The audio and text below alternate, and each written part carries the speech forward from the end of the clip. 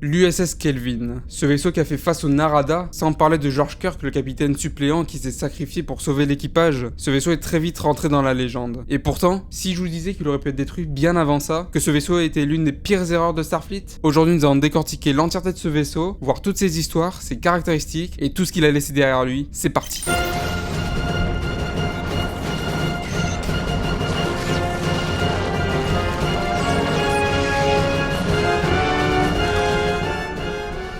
L'USS Kelvin est un vaisseau de Starfleet construit au chantier naval de Riverside sur Terre. Lancé au 23e siècle, on estime sa date de mise en service au 5 janvier 2225. Il se situe donc entre la période du NX et du Constitution. Sa mission principale est la recherche et l'exploration stellaire. Il n'est évidemment pas conçu comme un navire de guerre, bien qu'il soit étrangement bien armé pour son époque. Le Kelvin a connu deux histoires différentes. La première est celle de la réalité principale. Dans cette timeline, le Kelvin était commandé par le capitaine Richard Robot et George Kirk, son premier officier. Ce dernier fut d'ailleurs le plus jeune premier officier de Starfleet à cette période. En 2233.04, le Kelvin était en mission à 75 000 km de la frontière Klingon. Pendant ce temps sur le vaisseau, Winona, la femme de George Kirk, était à bord et enceinte de James T. Kirk. Suite à sa naissance, George quitta le Kelvin et fut transféré sur Tarsus 4. Le Kelvin fut actif jusqu'en 2240, soit 15 ans de bons et loyaux services. Tout ceci se situe dans la chronologie principale. Mais le 4 janvier 2233, l'équipage du Kelvin va détecter la formation d'un trou noir créé par une technologie à matière rouge et va en ressortir le Narada, un énorme vaisseau de forage romulien de l'an 2387, soit 154 ans dans le futur. Le Narada va se mettre à attaquer le Kelvin, qui n'aura absolument aucune chance face à un tel vaisseau du futur aussi avancé. Le capitaine ayant été tué par Nero et le Kelvin étant sur le point d'exploser, l'équipage est contraint d'abandonner le vaisseau. Quant à George Kirk, qui remplace le capitaine, va devoir se sacrifier pour protéger l'équipage en percutant le Narada. Sa femme étant enceinte, elle accouchera finalement dans une navette de sauvetage, suivie de toutes les autres qui essaient de s'enfuir. Ce jour-là, George Kirk aura sauvé 800 personnes. Cet incident a donc créé une réalité parallèle,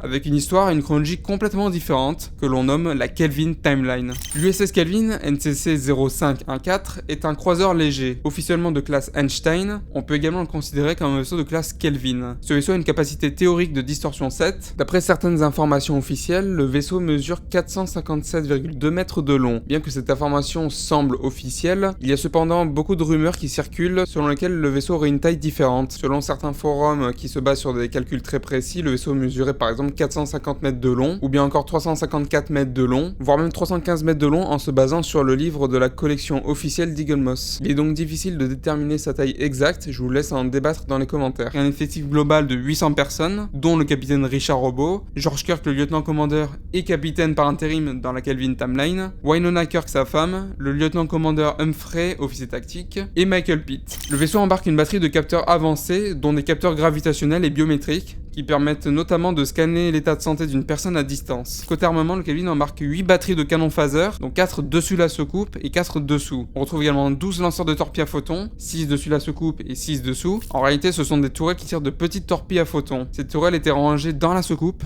lorsqu'elles n'étaient pas utilisées. Côté défense, le Kelvin possède juste un bouclier déflecteur, rien d'incroyable. Le Kelvin est un grand vaisseau qui possède une seule nacelle de distorsion sous la soucoupe, et au-dessus de la soucoupe on retrouve notamment le déflecteur, la salle des machines et le hangar à navettes. Le Kelvin a aussi quelques points négatifs comme sa fiabilité. Ce type de vaisseau tombait régulièrement en panne et consommait énormément ses ressources comme les pièces de rechange ou bien les matières premières ou encore le dilithium. Conçu comme le meilleur vaisseau de Starfleet de son époque, entre guillemets, il n'est clairement pas suffisamment autonome, surtout pour des missions scientifiques de longue portée. Le courage et le sacrifice de George Kirk ainsi que du Kelvin leur ont valu une place dans l'histoire. Le capitaine Pike a même écrit une thèse sur le Kelvin et sur son second capitaine. En 2255, le Shipyard Bar de Riverside dans l'Iowa avait même des salières en forme du Kelvin.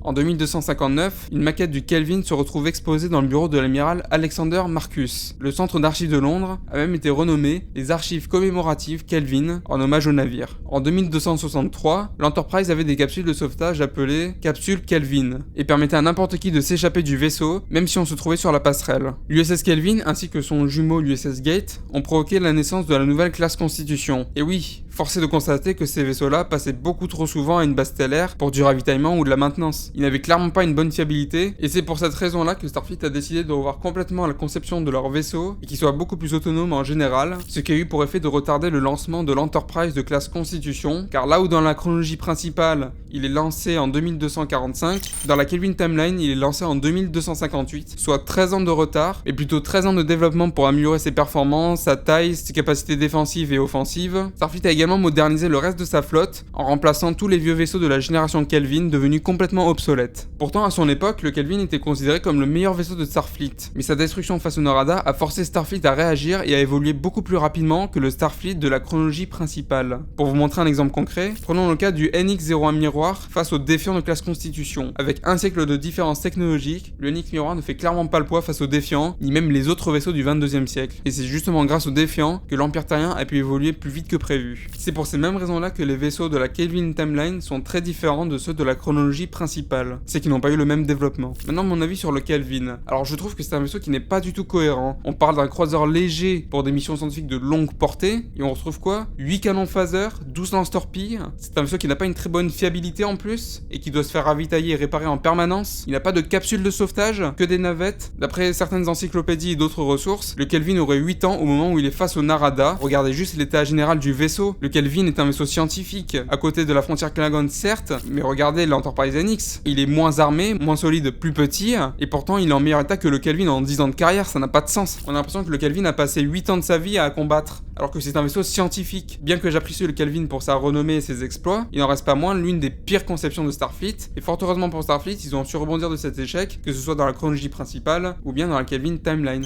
Merci d'avoir regardé cette vidéo jusqu'au bout, j'espère qu'elle vous a plu. Si vous aimez ce format, pensez à vous abonner, à liker, à donner votre avis sur le Kelvin dans les commentaires. Moi je vous dis à très bientôt, longue vie et prospérité.